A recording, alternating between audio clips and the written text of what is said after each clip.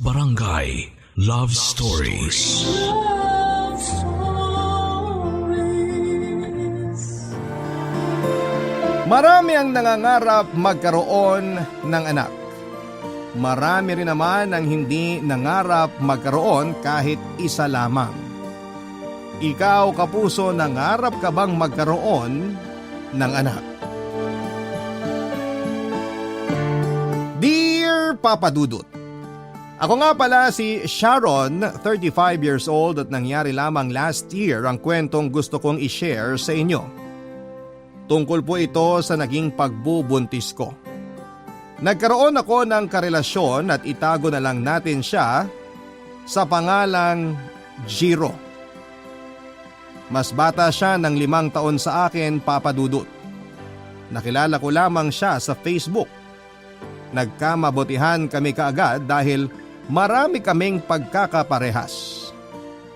Sa una, nailang ako sa agwat namin sa edad pero pinatunayan naman niyang mature siyang mag-isip, Papa Dudut. Kaya hindi na rin po ako nag-atubili pang bigyan siya ng tsansa dahil alam ko namang magiging maayos siyang karelasyon. Sa unang buwan pa lamang namin ay aaminin kong may nangyari na kaagad sa amin. Yun ang simula ng problema ko noon, Papa Dudut. Hindi planado ang pagbubuntis ko at kinabigla ko yon. Alam ko namang nag-iingat kami dahil gumagamit si Jiro ng kondom. Ako kasi yung tipo ng babaeng mahilig talaga sa kaya nung single pa lamang ako'y aminado kung active ako sa ganong mga aktibidades. Kaya lagi kong nire-request noon sa makakaano ko na gumamit sila ng kondom dahil ayokong mabuntis. Aminado naman kasi ako noon na nag-i-enjoy pa ako sa pagkadalaga ko at masisira yon kung magiging nanay ako kaagad. At yun na nga, Papa Dudut, nangyari na ang kinakatakutan ko. Nabuntis na ako, Papa Dudut. Hindi ko lang talaga inasahan na mabubuntis ako ni Jiro dahil alam kong nag-iingat kaming pareho. Ako pa nga mismo ang bumili ng kondom na ginamit niya para lamang masiguro na quality ang magagamit namin. Kaya naman nagulat ako after almost 2 months ay lumabas na positive ang pregnancy test ko. 2 beses akong gumamit ng PT para lamang makasigurado at parehas lamang ang resulta. Nagpunta na rin ako sa doktor at ganun din ang sinabi. Hindi ako mapakali sa mga nalaman ko, Papa Dudut. Agad kong pinuntahan si Jiro para sabihin sa kanya ang balita.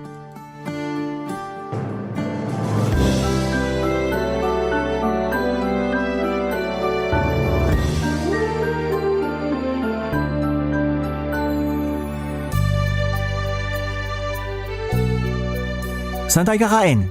Huwag muna yan ang isipin mo. May kailangan tayong pag-usapan. Mamaya na lang habang kumakain. Gutom na ako eh.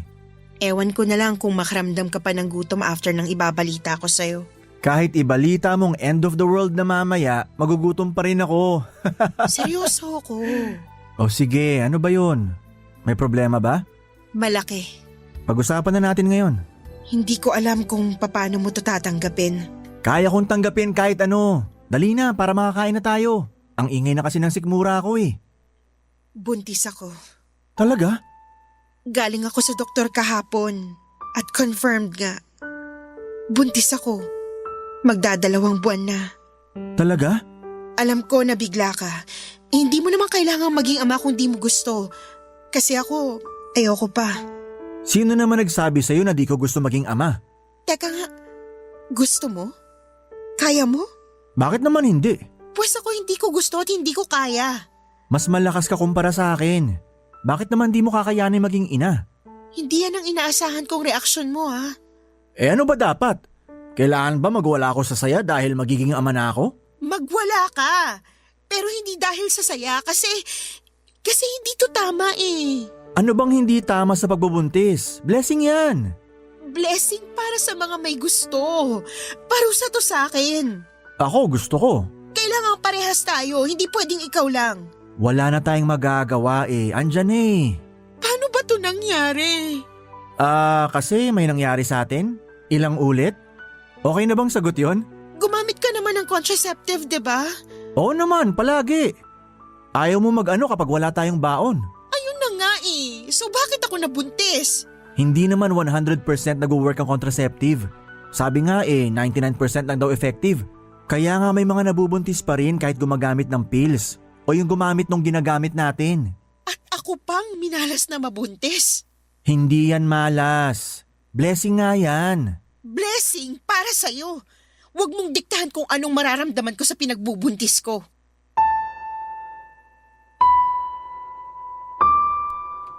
Hindi ko na hinintay pang magsalita si Jiro, Papa Dudut. Iniwan ko na siya at umuwi na ako sa bahay. Hindi ko pa rin matanggap ang nangyari sa akin at aminado akong nagplano na akong ipalaglag ang nasa sinapupunan ko. Kaya lang ay lumakas ang takot ko sa Diyos ng mga oras na yon. Nakahiga ako sa kama habang iniisip kung paano magugulo ng pinagbubuntis ko ang buhay ko. Nakatulala lamang ako sa kisame at hindi ko sana tatanggalin ang pagkakatitig ko roon kung hindi lamang tumawag si Jiro. Pinatay ko kagad ang cellphone ko nang makita kong nag-register ang pangalan niya sa screen ng telepono ko. Hindi ko pa siya kayang harapin dahil hindi ko pa rin magawang iproseso ang nangyari sa akin, Papa Dudut. Oo, mahal ko si Jiro pero wala pa ako sa punto noon na gusto ko nang mag-settle down kasama siya. Nakatulog na ako sa kakaisip at nagising na lamang ako nang marinig ko ang katok sa may pintuan. Nang buksan ko ang pintuan ay agad na bumungad si Jiro sa akin, Papa Dudut. Niyakap niya ako at pagkakita sa akin at hindi na nga ako na nakapalagpa, Papa Dudut. Nagulat na lamang ako na parang automatic na napayakap na rin ako sa kanya nang maramdaman ko ang init ng katawan ni Jiro. Hindi kami nagsalita at ninamnam lang ang comfort na dala ng mga yakap namin. Nang kumalas na ako sa pagkakayakap sa kanya at tumitig siya sa akin ay parang pinabatid niya na wala akong dapat na ikatakot dahil kasama ko siya. Doon ko lang naramdaman na napanatag. Pinapasok ko siya sa bahay at saka inayang kumain ng mga natira ko sa ref. Pinag-usapan namin kung ano ang mga susunod na gagawin at napagplanuhan naming magsama na. Nagdesisyon kaming magsama na sa bahay ko dahil mas malapit yon sa trabaho ko. Handa naman noon si Jiro na magsakripisyo para lamang sa ikagagaan ng buhay ko. Natuwa ako na nag-adjust si Jiro, Papa Dudut, kahit papaano rin ay natuwa ako na hindi siya katulad ng ibang lalaki na handang takbuhan ng responsibilidad sa mga babaeng nabuntis nila, Papa Dudut.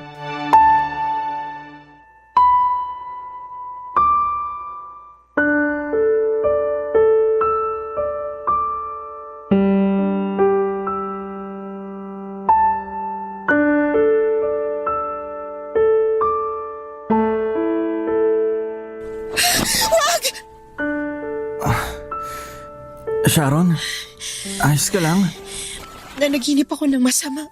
Gusto mo ng tubig? Ayos lang ako. Siguro. Ano bang napanaginipan mo? Sabihin mo sa akin. Makakatulong yan para kumalma ka. Wag na. Bumalik na lang tayo sa pagtulog. Sharon, mas okay kung magkukwento ka. Baka kasi mamaya bumalik lang ulit yung masamang panaginip mo eh. Kailangan mong makalma. Ayos nga lang ako eh. Huwag kang magalit. Hindi ko lang naman kasi maiwasan na mag-alala. Nanaginip ako na namatay daw yung anak natin dahil hindi ko nabantayan. Lumabas daw ako ng bahay nung nakita kong tulog na siya. Tapos pagbalik ko nangingitim na siya at inuud. Maraming uod. Nakakatakot. Panaginip lang yan. Paano kung pinaparating sa akin ang panaginip ko na hindi ako dapat maging ina? Ikaw lang nag-iisip niyan kaya siguro nadadala mo sa panaginip. Sharon, kailangan mo nang harapin na ito na yon. Nakabuo na tayo. Walang mangyayaring masama sa kanya kasi dalawa tayong andito. Akala mo ba madali na magpalaki ng bata? Kahit dalawa tayo magtulungan, hindi kakayanin. Kung nakayanan ng iba, kaya rin natin. Huwag mong ikumpara sa ibang sitwasyon natin. Parehong hindi natin ginusto ang pinagbubuntis ko. Ikaw siguro. Ako gusto ko eh. Gustong gusto ko. Pangarap kong maging ama, matagal na. Kaya nga nagpapasalamat ako na nabuntis ka. Hindi to pwede eh. Ayoko talaga. Hindi ako handa. Marami na akong hindi pwedeng gawin. Hindi na ako pwedeng magyosi, uminom ng alak. Hindi na ako makakalabas kasama mga kaibigan ko dahil mas kailangan kong unahin ang anak natin. Paano ang karir ko? Hindi pa ako handa sa ganung pagbabago. Masyado pang maaga. Sorry. Kasalanan ko. Kasalanan natin. Hindi tayo nagdoble ingat eh. Siguro may butas yung nabili ko sa pharmacy, kaya may mga nakalusot. Posible naman yun, diba? O baka dahil ginawa kong posible.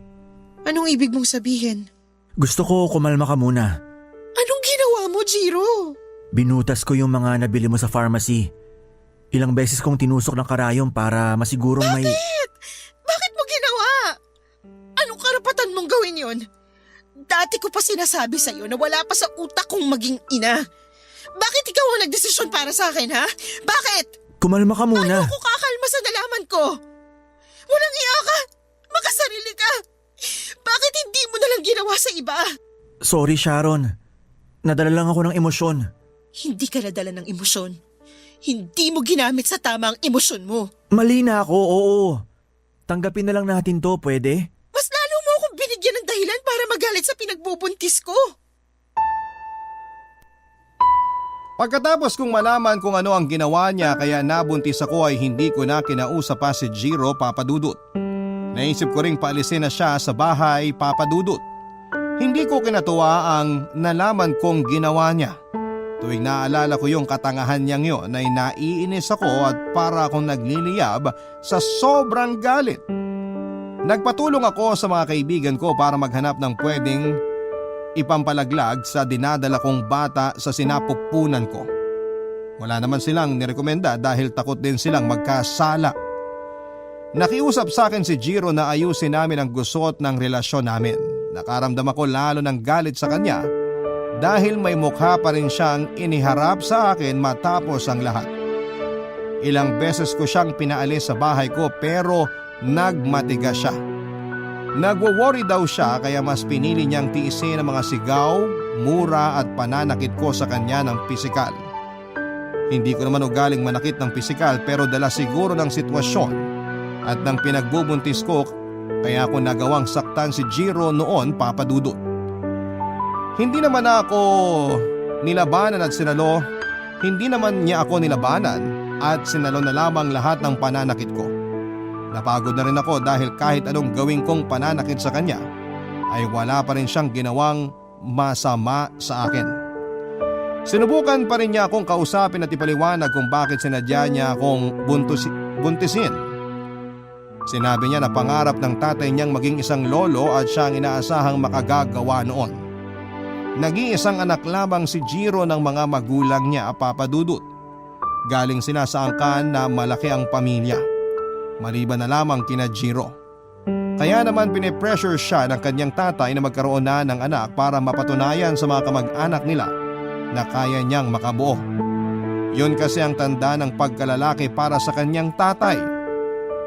Nandiri ako sa pananaw ng tatay ni Jiro. Pero hindi na lamang ako nagsalita noon at nabawasan tuloy ang paninisi ko kay Jiro dahil tatay naman pala niya ang nagsimula ng lahat para ma-pressure siya sa gustong mangyari nito. Pero kahit gano'n na nga ang nararamdaman ko ay hindi ko pa rin siya magawang mapatawad. Hindi ko pa rin siya kinausap kahit na ilang beses na siyang nagmakaawa sa akin. Hindi ko alam kung paano pa siya noon patatawarin dahil sinira na niya ang buhay ko kasama na ang tiwala ko. Barangay Love Stories. Barangay Love Stories. Lumipas pa ang mga araw pero hindi pa rin kami nagkakaayos ni Jiro. Hindi naman siya napagod na alagaan ako kahit panay ang taboy ko sa kanya. Hindi ako nakakaramdam ng awa sa kanya basta ang lagi ko lang iniisip noon ay yung pananadya niyang buntisin ako. Maaga siyang gumigising para ipagluto ako noon ng almusal bago ako pumasok sa trabaho. Siya na rin ang naglilinis ng bahay at lumalabas para sa mga pangangailangan namin kahit kaya ko naman. Madalas din niyang ipaalala sa akin ang mga schedule ng check-up ko at lagi ko siyang kasama noon sa pagpunta ng klinik kahit na ilang beses kong sinasabi sa kanya na kaya ko namang mag-isa. Hindi nawala ng prutas at ibang masustansyang pagkain sa ref dahil lagi siyang namamalengke. Sinisigurado niyang komportable ang pagbubuntis ko at na-appreciate ko naman yon. Kaya lang ang hirap makalimot sa kasalanang sinasadya niyang gawin. Pinagpatuloy niya ang pag-asikaso sa akin dahil nakasanayan na niya. Nauna na nga rin siyang bumili ng mga gamit ng bata kahit na maliit pa lamang ang tiyan ko noon. Ganon siya na-excite na maging ama at na-appreciate ko naman yon sa kanya, Papa Dudut. Hindi naging madali na pakisamahan ako.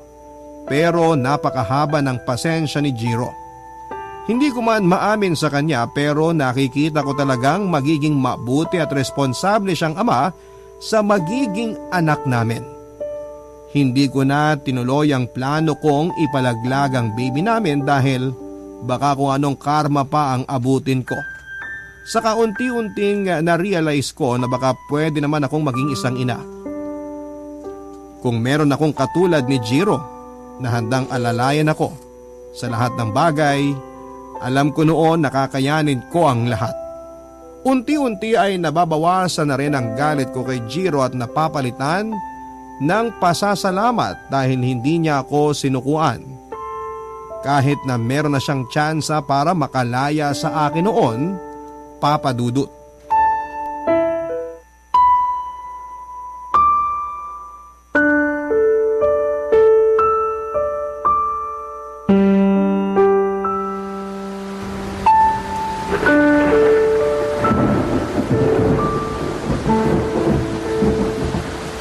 Sharon, nagluto ako ng sopas.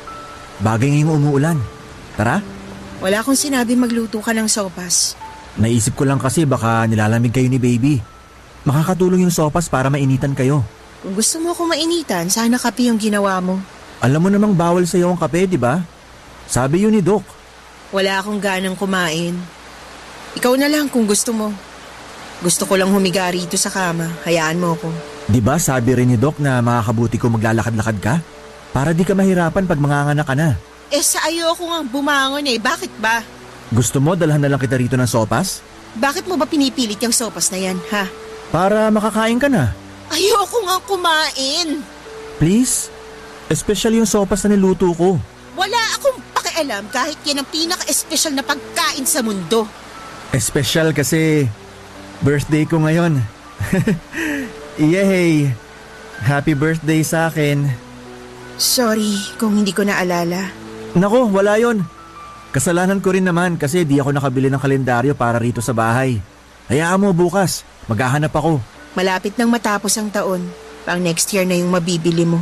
Di magpapaprint na lang ako ng sarili nating kalendaryo para rin di mo makalimutan yung mga check-up mo.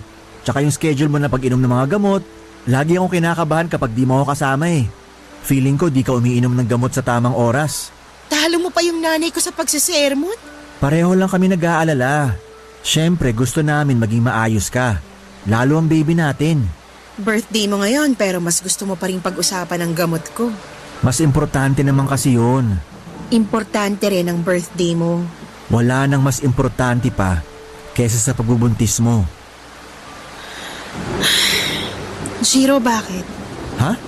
Bakit kahit anong klaseng pagtataboy ang gawin ko sa'yo, nandyan ka pa rin? Kasi nangako akong aalalayan kita. Hindi mo na ba maalala? Pwede ka namang gumaya sa iba na di tumutupad sa pinangako nila. Di kita masisisi kung ganun. Wala naman akong balak gumaya sa kanila. Si Jiro ako. Ibang tao ako.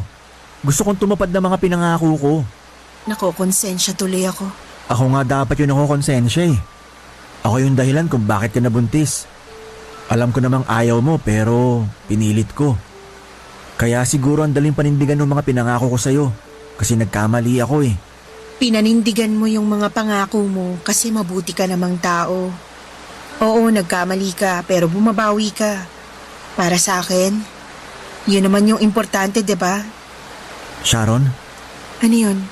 Baka lumamig na kasi yung sopas. Nakahain na kasi sa mese. Baka dapuan din ng lamok. Okay lang ba na sa susunod na lang yung drama? Okay. Sa ganoong paraan at usapan ko napatawad si Jiro Papa Dudut. Hindi yun naging madali para sa akin at aminado naman ako na meron pa rin kaunting galit. Pero tinuturuan ko na ang sarili kong huwag yung i-project lagi kay Jiro. Kailangan naming magtulungan dahil hindi na lamang tungkol sa amin ang mga gagawin namin.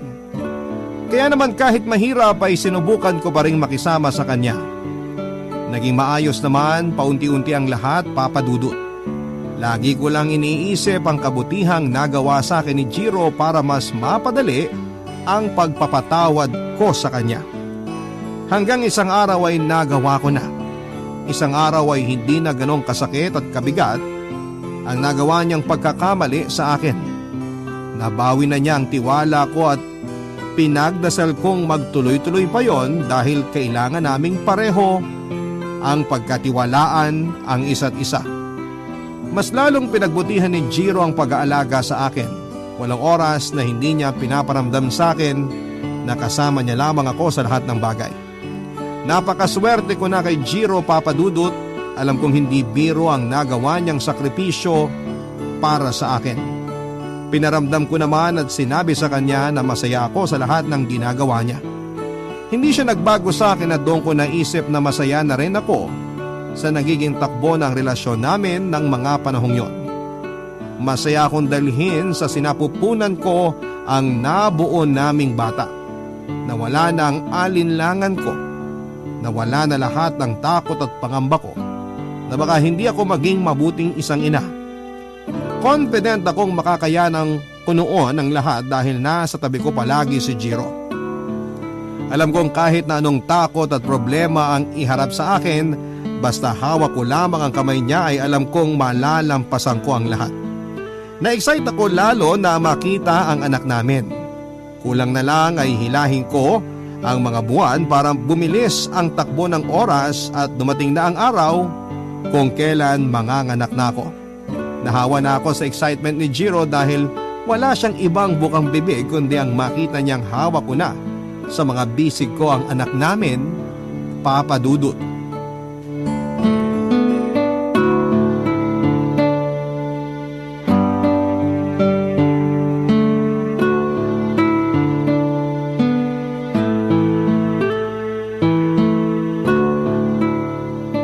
Ikaw, madaya ka. Alam ko inubos ko lahat ng lumpia kanina, pero talagang isusumbat mo pa yan ngayon? Hindi naman tungkol sa lumpia ang ibig kong sabihin. Ano? Nakwento ko na sa'yo ang tungkol sa pamilya ko. Lalo na yung part kung bakit gusto ko magkaroon ng anak. O tapos? Bakit ikaw ayaw mo magkwento? Nagkwento naman ako 5 kaming magkakapatid. Ako ang panganay. Magulo at laging nag-aaway ang mga magulang ko. Hindi yan. Ano nga? Bakit ba ayaw mo magkaroon ng anak? Nasagot ko na yan dati, 'di ba? Sagabalang sanggol sa bisyo at social life ko. Lalo sa career. Alam ko may mas malalim pang dahilan.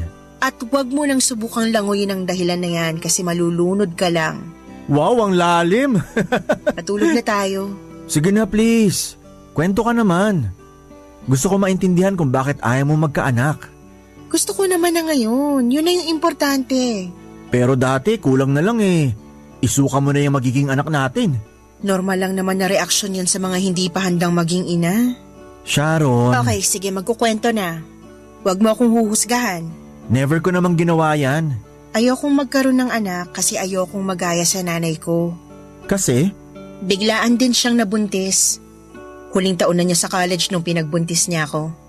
Nahinto tuloy siya sa pag-aaral. Akala niya makakabalik pa siya ulit. Pero wala pang 1 taon, nabuntis ulit siya. Mataas ang pangarap ng nanay ko, pero di niya yun naabot dahil sa aming mga anak niya. Kaya wala siyang ibang ginawa kundi sisihin kami at si tatay. Laging niyang pinapamukha na kami ang sumira ng buhay niya. Kaya pala. Kaya ayokong magkaanak kasi ayokong magkaroon ng sisisihin sa mga hindi ko nagawa. Madali na lang kasi ipasa yung sisi sa iba. At aaminin ko nung una ko palang nalaman na buntis ako, sinisi ko agad yung nasa sinapupunan ko. Sinisi ko na siya sa mga hindi pa nangyayari. Nangako akong hindi ako gagaya sa nanay ko. Pero nung ako yung nasa sitwasyon, natulad na rin ako sa kanya. Hindi masaya, hindi maganda. Nakakadiri na sinisi ko yung walang kamuwang-muwang na sanggol. At least ngayon hindi mo na ginagawa, di ba? Ayos ka na? Tanggap mo na? Dahil sa'yo. Pwede bang dahil na lang sa'yo? Gusto ko matanggap mo siya dahil pinili at nagustuhan mo. Dahil desisyon mo. Mas madaling isipin na dahil sa'yo kaya madali kong natanggap to. Tulog na tayo? Sige. Pakiabot naman yung... Aray, Oh, bakit? Ano nangyari? Nasagi ba kita? sumasakit ang tiyan ko. Aray, Halika, bumangon ka. Tulungan kita. Pumunta na tayo sa ospital. Jiro, Bakit? may dugo.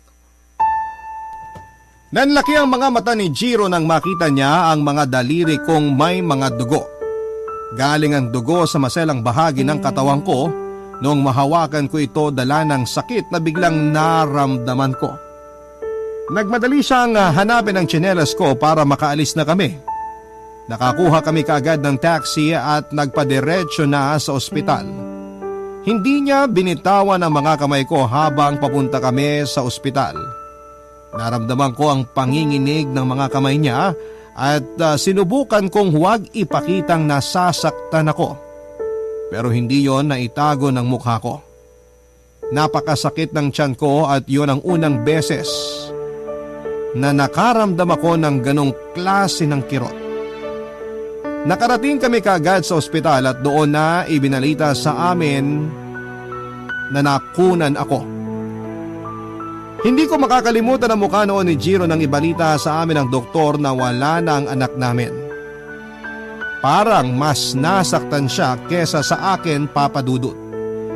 Hindi ko naman siya nakitang umiyak pero nakita ko sa mga mata niya na parang nadurog ang kanyang pagkatao.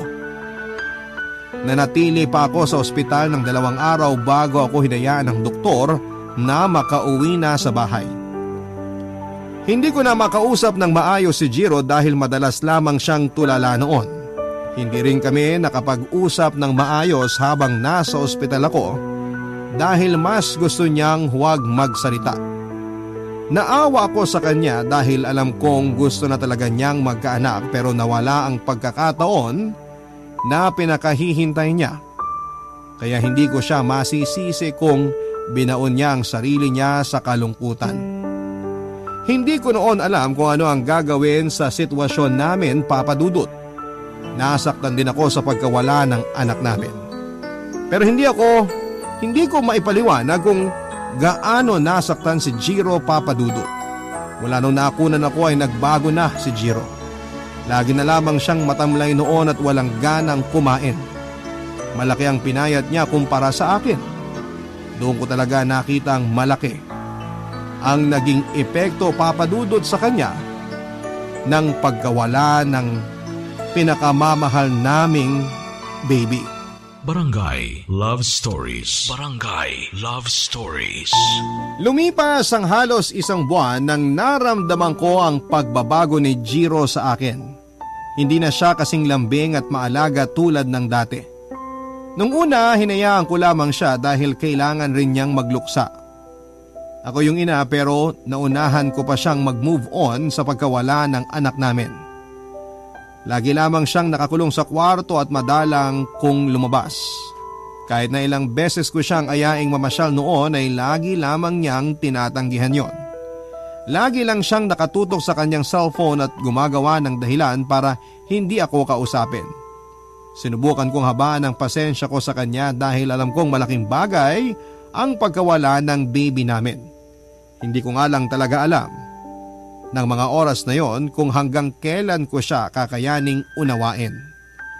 Alam naman niyang maiksi lang ang pasensya ko at inaalala ko na lamang ang mga panahong inalagaan niya ako noong kailangan ko siya. Yun na lamang ang nagpapahaba ng pasensya ko. Inalagaan ko rin siya, Papa Dudut, pinagsilbihan ko siya tulad ng ginawa niya sa akin. Hindi ako nakatanggap ng pagpapasalamat sa kanya kahit na anong gawin kong mabuti. Pero kinalma ko ang sarili ko para hindi ako sumabog dahil kahit buwisit na ako sa kanya ay parang gusto ko pa ring suportahan siya kahit nararamdaman kong ayaw niyang tulungan ng sarili niya na makabangon. Hindi ko naman ma-open sa kanya ang tungkol sa nangyaring pagkawala ng anak namin sa tiyan ko dahil baka mas lalo lamang siyang tumiklop at magtago dahil sa kalungkutan. Mula noong umuwi kami galing ospital ay hindi na nga namin napag-usapan ang pagkawala ng anak namin. Pinakikiramdaman ko siya ng mga panahong yon kung ready ba siya na pag-usapan na yon, pero na-feel kong hindi pa siya handa. Hinintay ko ang tamang pagkakataon para mailabas namin lahat ng nararamdaman namin sa mga nangyari, pero mukhang imposible yon para sa kanya. Pinagpatuloy ko na lamang ang pag-aasikaso sa kanya upang makatulong sa pagbangon niya. Kaya nga lang, gusto kong sabihin sa kanya na kailangan din niyang tulungan ang sarili niya. Dahil alam ko noon na hindi ko kayang gawin yon nang mag-isa lamang, Papa Dudut.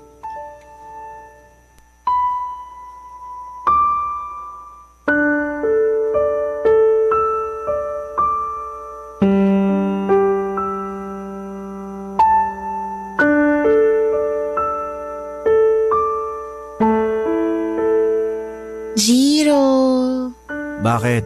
matutulog ka na ba? Nagpapaantok. Ako rin eh. Okay. Good night. Teka, huwag ka munang matulog. Oh, kala ko ba nagpapaantok ka na rin? Bumubuelo lang ako. Buwelo saan? Nalambingin ka. Oh, yan lang bang sagot mo? Pahalik naman ako. Baka sakaling magising ang katawang lupa ko. Okay. Good night. Ang cold naman ng halik mo.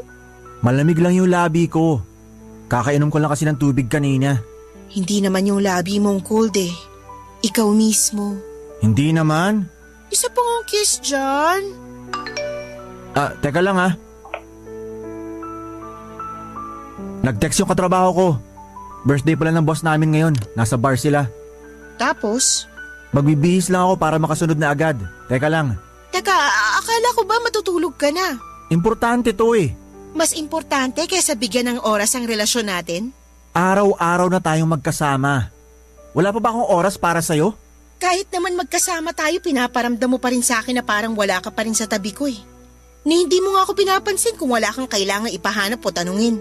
Ikaw lang nag-iisip niyan. Kasi itong pinaparamdam mo sa akin eh. Masyado ka lang sensitive. Siguro nga sensitive ako.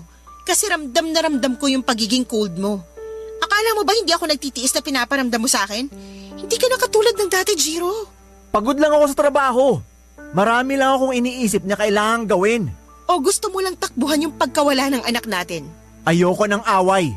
Kailangan natin mag-usap para di tayo umabot sa away. Nag-aaway na nga tayo ngayon eh. Kasi umiiwas ka na naman. Alam ko mabigat sa'yo ang nangyari. Tanggapin na lang natin na wala na talaga yung anak natin. Mag-move on ka na please. Bakit ang dali lang para sa'yo na sabihin yan? Kung makapagsalita ka parang di nawala ng anak ka. Parang damit lang ang nawala sa'yo eh. Akala mo ba madali para sa akin na mawala ng anak ha? Pakiramdam ko naman madali lang para sa itong nangyari. Pabor pa nga ata sa'yo kasi una pa lang naman, ayaw mo na talaga ituloy yung pinagbubuntis mo eh. Anong pinagsasabi mo dyan? Kailangan ko lang maging matatag kasi paghuhuna tayo eh. Hindi na kita makapitan, kaya ako na yung gumagawa ng paraan para maisalba tayo pareho. Hindi ko kailangan ng tulong mo. Hayaan mo lang ako. Yun ang kailangan ko ngayon. Kung mabilis ka naka-move on sa anak natin, wag mo akong igaya sa'yo. Kasi mas minahal ko ang anak natin kaysa sa'yo.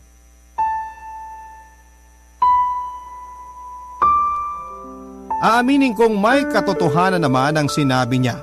Kaya siguro mabilis ako nakapag-move on ay dahil hindi naman ako ganon ka-invested sa pagiging ina. Hindi ko nga lang syempre yon sinabi kay Jiro dahil baka mas lumalim pa ang lungkot niya. Nahiga na lamang ako sa kama at tumalikod na sa kanya. Inasahan ko kahit papaano, nalalapitan niya ako para suyuin pero bumangon siya sa kama at nagbihis na. Nasaktan ako na umalis na lamang siya nang hindi man lang nagpapaalam sa akin. Naiyak na lamang ako nang marinig kong nakalabas na siya ng bahay. Nasaktan ako dahil hindi man lang siya gumawa ng paraan para tulungan akong maayos ang sitwasyon namin. Hindi ako nakatulog sa kakaisip at kakahintay sa kanya. 5:00 na ng umaga nang marinig kong bumukas ang pintuan. Nagpanggap akong tulog at hinintay siyang pumasok ng kwarto pero hindi po yon nangyari. Doon na siya natulog sa may sofa namin kaya mas lalo akong nainis at nalungkot. Hinayaan ko na si Jiro sa gusto niyang gawin sa buhay niya, Papa Dudut. Hinayaan ko siyang lumabas kasama ang mga kaibigan niya at hinayaan ko siyang magkulong sa kwarto kung yon ang kailangan niya. Siguro'y napagod na rin akong tulungan siya dahil parang wala naman siyang balak na tulungan ang sarili niya. Nag-focus na lamang ako sa sarili ko para makabangon na rin po ako. Lumalabas na rin ako noon kasama ang mga kaibigan ko para makasabay lamang kay Jiro. Wala na kaming pakialamanan pa sa isa't isa at sinanay ko na ang sarili ko sa ganon. Alam kong anytime noon ay pwede na kaming maghiwalay at hinihintay ko na lamang sa kanya na manggaling yon. Hanggang isang araw ay napansin ko ang pagbabago sa kanya. Muli siyang lumapit sa akin at pinaramdam na kailangan niya ako. Pinaramdam niya ulit na nakikita niya ako. Naguluhan ako sa pinapakita niya at naging klaro ang lahat noong sumapit ang isang gabi ng Sabado habang nakahiga kami sa kama, Papa Dudut.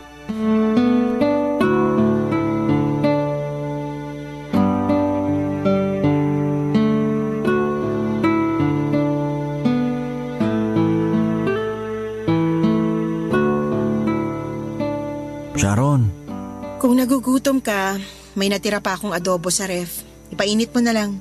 Huwag mo na akong storbohin. hindi naman ako gutom sa pagkain.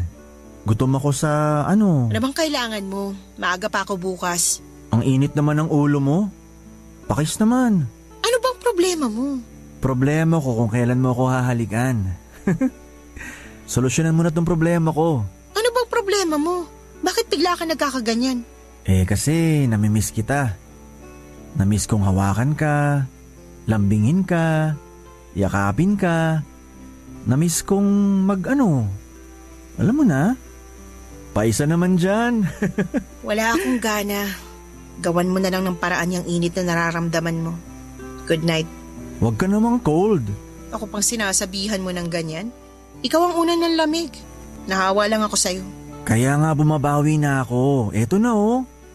Pahalik naman. Ano ba, Jiro? Sige na. Para makabuo ulit tayo.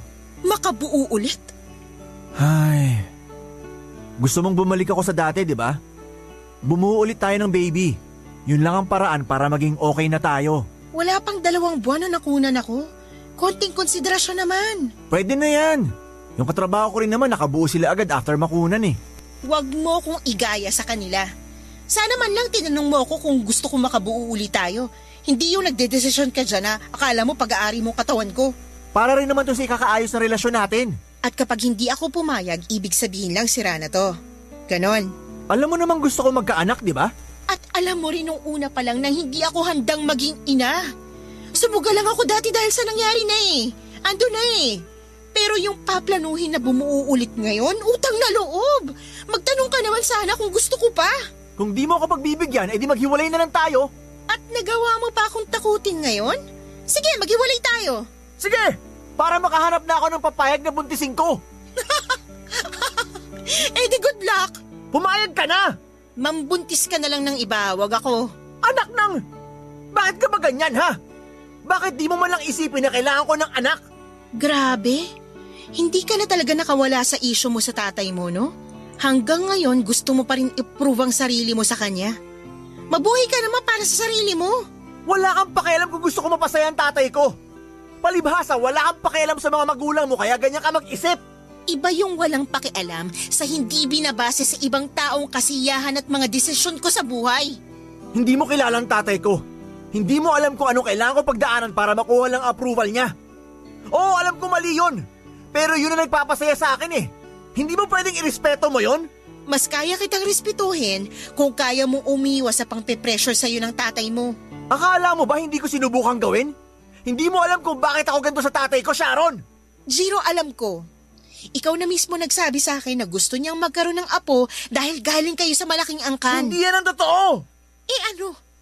Bakla ako, Sharon. Nung nalaman ni tatay, nagalit siya sa akin. Hindi na niya ako kinausap. Hindi niya ako pinauwi sa bahay. Ilang okasyon na di ako naimbitahan sa bahay dahil sa galit niya. Kaya naisip kong talikuran ng sarili ko. Niligawan kita para lang tanggapin ulit ni tatay. Hindi pa rin siya natuwa kasi alam niya na di ko rin mapapanindigan yun sa huli. Kaya naisip kong buntisin ka. I'm sorry, Sharon. Pero dahil doon pinatawad ako ni tatay. Tinanggap na niya ako ulit. Masaya na ako ulit. May pamilya na ako ulit. Alam na ba ng tatay mo na wala na siyang aasahang apo sa atin? Hindi. Hindi ko pa kayang ipaalam sa kanya. Kaya nga parang awa mo na. Kailangan ko ng anak. Hindi ko kailangan ng anak, Jiro. Mas lalong hindi ko kailangan magpagamit sa'yo para lang matanggap ka ng tatay mo. Please, Sharon. Hindi mo ko makukumbinsi na tulungan kang magtago sa katauhan mo. Hindi ako papayag na gamitin mo para mapagtakpan kung sino ka. Masyado kang duwag, Jiro. Hindi ng tatay mong problema rito eh. Ikaw na mismo. Ikaw ang humaharang sa sarili mo.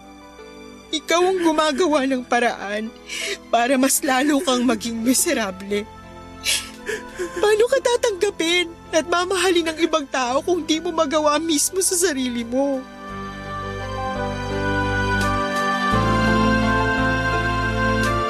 Hindi ko na napigilang umiyak habang sinasabi ang mga huling linya kong yon kay Jiro Papadudut.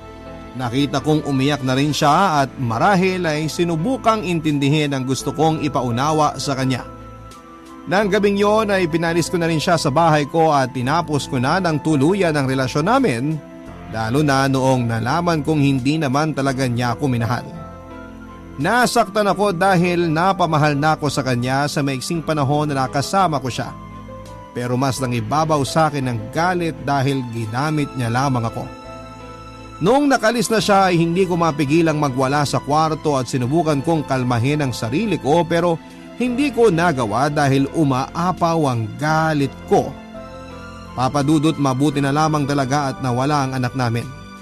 Aaminin kong sinadya kong ilaglag ang bata, iyon ang katotohanang hindi ko sinabi kay Jiro dahil alam kong mawawasak siya.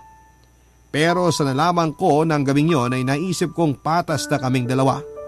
Dahil sa nalaman ko kay Jiro ay mas lalo lamang nawala ang guilt ko sa pagpapalaglag ng anak namin.